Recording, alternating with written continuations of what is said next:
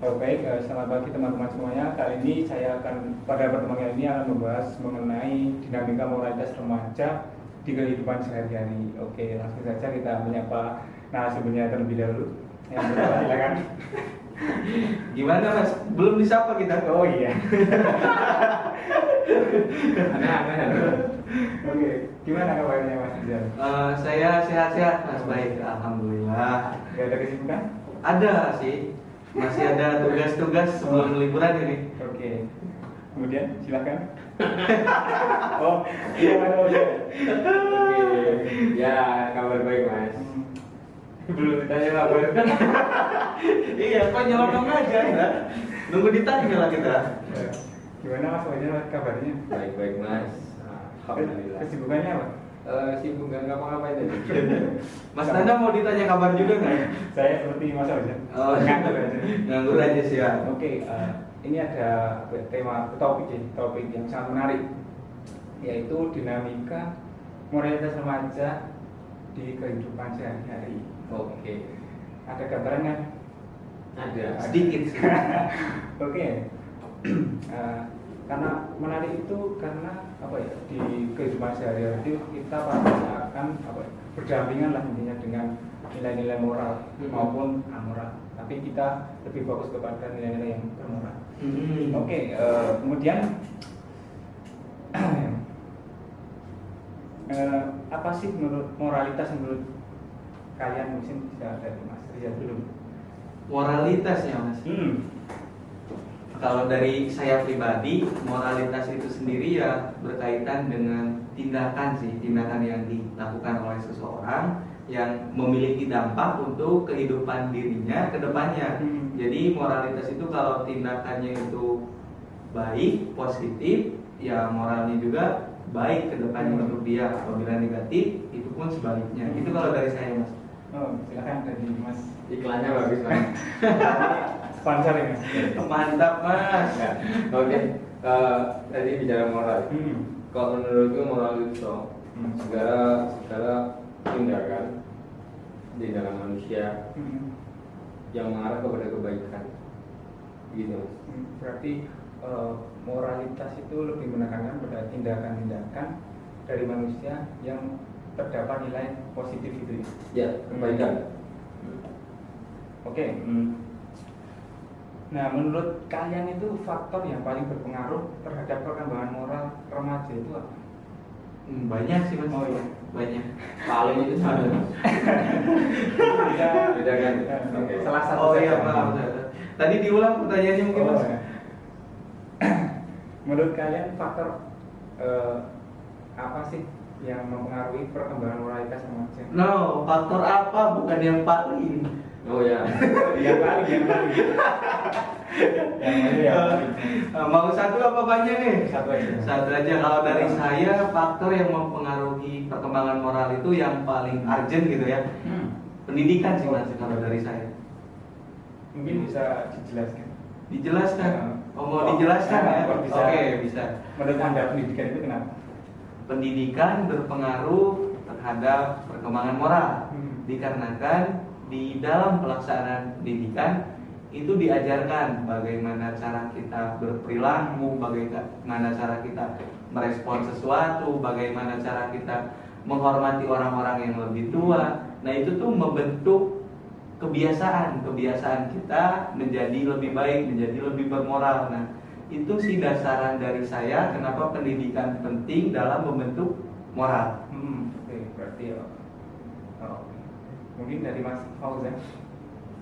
Kalau saya sih yang paling ditekankan dalam apa yang mempengaruhi pembinaan moral gitu ya.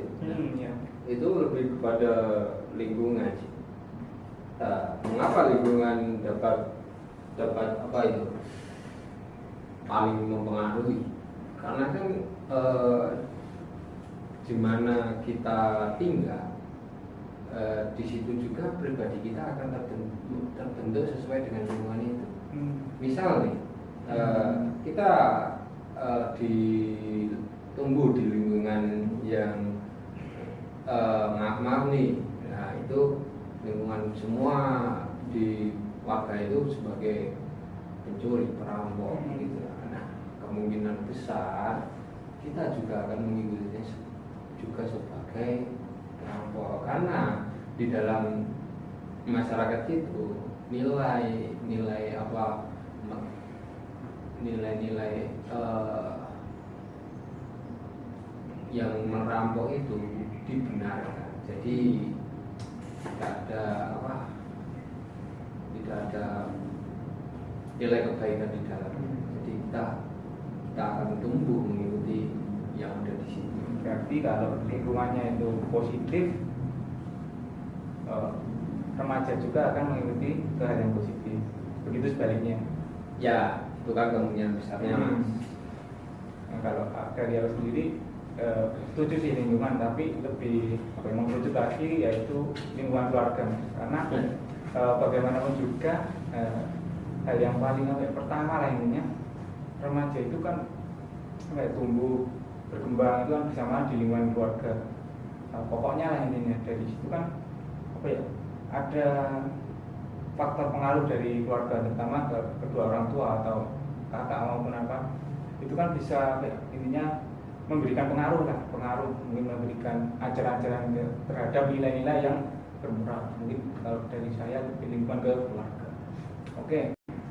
Nah, remaja masa kini kan pasti tidak bisa, ya bisa sih, tapi kan lebih fokus pada gadgetnya. Nah, apakah gadget itu bisa menjerumuskan atau berpengaruh mengarahkan ke amoral, tindakan yang tidak bermoral? Gimana menurut teman? Nah, gadget ya? Gadget itu sesuatu yang luas. Gadget, oke, teknologi. Itu mau nggak mau kita harus mengikutinya. Dalam artian dia itu bisa menyebabkan tindakan amoral ketika kita tidak ada semacam filter. Nah, dari filter itu, jika kita bisa menyaringnya, itu gadget tadi itu bisa jadi keuntungan, hal-hal positif bisa kita dapatkan. Seperti banyak hal, kita bisa bisnis online dari situ. Berbeda lagi dengan ketika kita menggunakan gadget tanpa adanya filter, dalam artian langsung aja gitu. Mungkin kita di situ akan menemukan hal-hal negatif, dan kita tanpa filter yang tadi, tanpa filter itu kita bisa mendirikan seperti itu. Bisa nih di gadget itu ada video porno gitu. Nah, tanpa filter kita menonton video porno, dan akhirnya kita akan bisa saja melakukannya kepada misal nih, kalau yang punya pacar gitu kan dilampiaskan, dilampiaskan. Bukan saya itu. Oh, mungkin dari Mas Rizal. Dari teknologi mengarah ke tindakan amoral gitu ya. Gadget lebih tepatnya. Nah, dari gadget mengapa gitu mengarah ke tindakan amoral? Apakah bisa menjerumuskan orang terhadap tindakan amoral? Iya, jelas sekali itu. Itu kalau ditanya apakah bisa membawa seseorang menuju ke tindakan amoral, itu emang benar-benar bisa. Dikarenakan teknologi ini semakin canggih, semakin cepat aksesnya, semakin mudah juga aksesnya. Kita bisa melakukan apa saja, di mana saja. Itu jadi kalau ditanya apakah bisa, iya itu bisa sekali kalau menurut saya, Mas. Ya, saya setuju dengan pendapat kalian berdua ya. Karena media sosial itu mengakses apapun itu bisa. Misal mau cari hal yang positif, negatif itu bisa. Ya. Tapi perlu digarisbawahi bagaimana caranya remaja atau khususnya kita sendiri bisa bijak lah dengan bermedia sosial itu, yaitu menyaring, memfilter. Oh, ini hal yang positif, hal yang negatif. Lebih tepatnya bisa membedakan hal yang positif dan negatif. Oke. Nah, ini ada kasus konkret ya, Mas. Nah, kasusnya itu adalah prank. Nah, pranknya itu adalah berupa sembako. Itu. Ya. Tidak bisa disebutkan namanya ya. Kamu tahu, aku tahu. Iya. Fauzan Paleka. Oh iya. Paleka. Kalau iannya itu sudah bagus mau menyumbang atau memberikan sembako. Nah, tapi ternyata sembakonya itu isinya sampah. Nah, menurut kalian itu bagaimana? Kalau dari saya ya, padahal orangnya itu udah remaja akhir lah mas dikatakan. ya Ferdinand Paleka. Harus dipastikan Ferdinand nonton ini nih. Nah, nanti Ya. gitu. Tapi sih itu yang dilakukan itu salah. Tapi dari segi prank kan hiburan ya. Iya iya. Mungkin dari ketika dia sudah melakukan prank itu kan di dalam video ya. Ketika videonya udah selesai, mungkin bisa di luar video itu membuat permintaan maaf kepada yang bersangkutan. Nanti di luar video nggak apa-apa. Jadi kan hiburannya dapat, terlebih meminta maafnya dapat. Kalau yang itu sembakonya juga kalau bisa ya asli, Asli ya. tapi di luar video. Nah itu kan membuat konten itu kan juga harus ada persetujuan ini boleh ditayangkan enggak gitu kan. Nah mungkin dari situ kan sebagai bentuk perizinan, izin untuk menampilkan boleh nggak sih videonya ditampilin di YouTube. Mungkin untuk kan itu prank ya. Kalau dia nggak boleh ditampilin di YouTube kan itu bisa jadi masalah. Itu kan kalau tidak itu kan di prank juga. Prank itu dia soal itu bisa ada hal-hal yang lain yang di luar kendali. Nah dari situ kan bisa dikatakan kalau benar-benar cuma mau hiburan itu alangkah baiknya setelah video tadi ada permohonan maaf dan kasih sembako yang asli. Untuk kan tujuannya kan dia itu untuk untuk supaya transpuan itu udah di mana ya, itu kan saya kira ada menurut transpuan itu juga manusia ya, punya hati. Nah begitu dari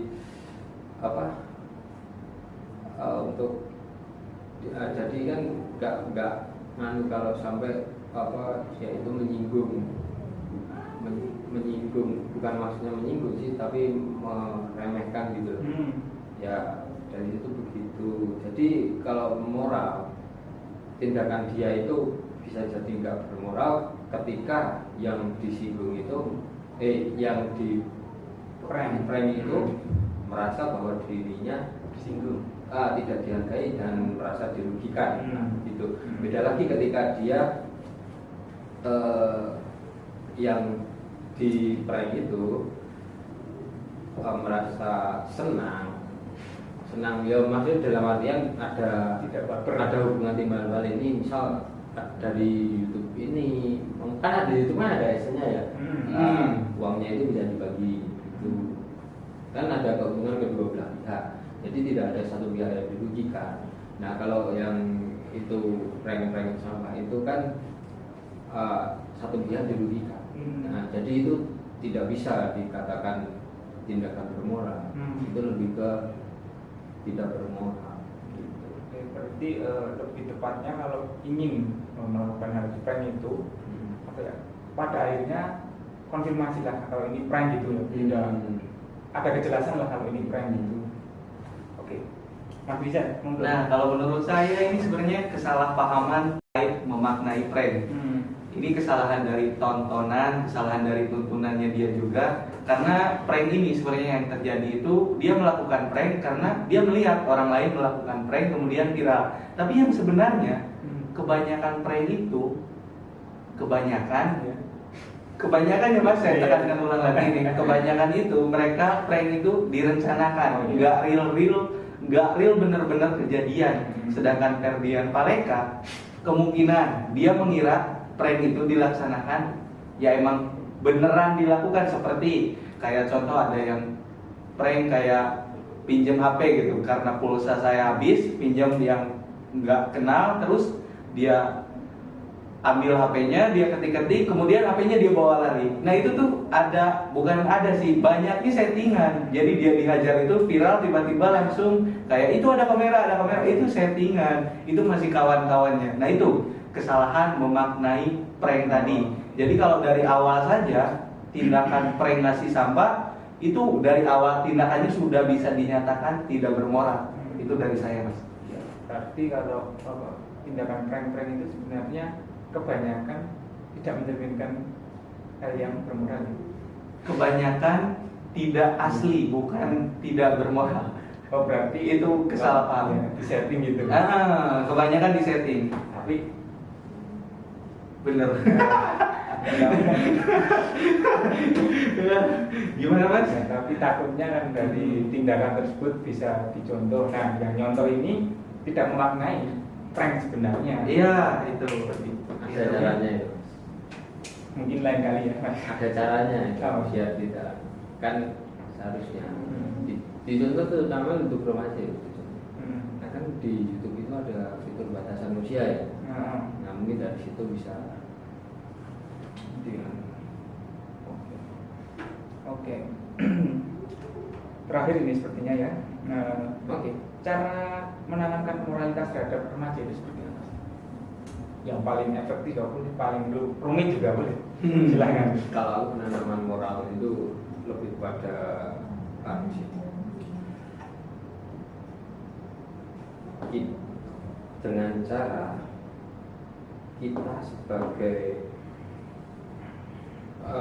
istilahnya publik figur, publik figur bukan artinya artis ya, tapi publik yang pertama yang bisa dicontoh oleh remaja itu.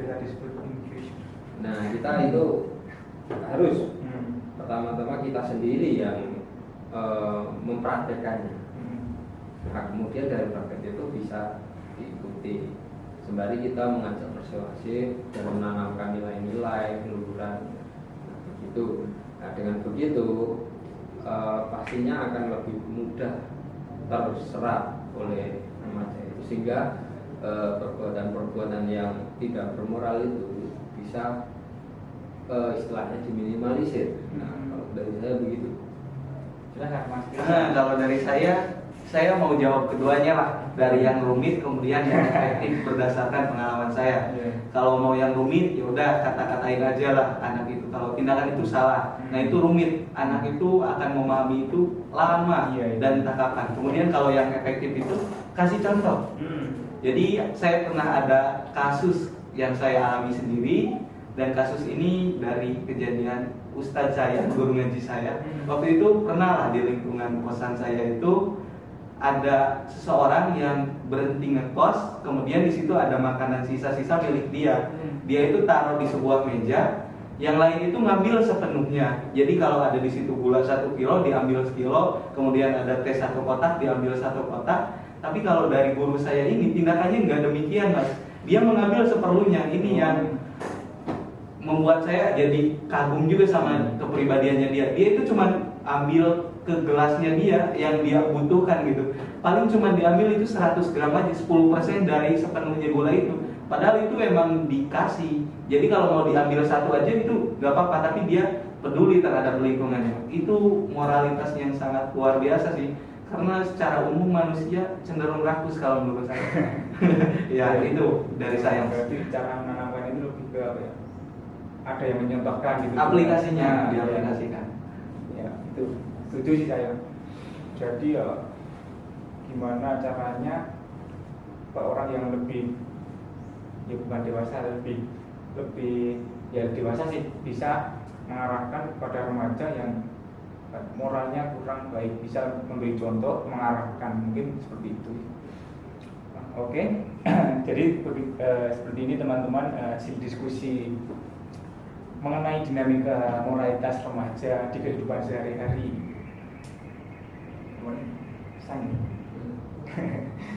Nah, jadi perlu digarisbawahi bahwa moral itu sangatlah penting untuk kita terapkan pada kehidupan sehari-hari. Nah, caranya dengan mudah, kita dengan cara menerapkan nilai-nilai yang positif itu sudah merupakan tindakan yang bermoral. Sekian video kali ini. Terima kasih Mas Fauzan. Terima kasih Mas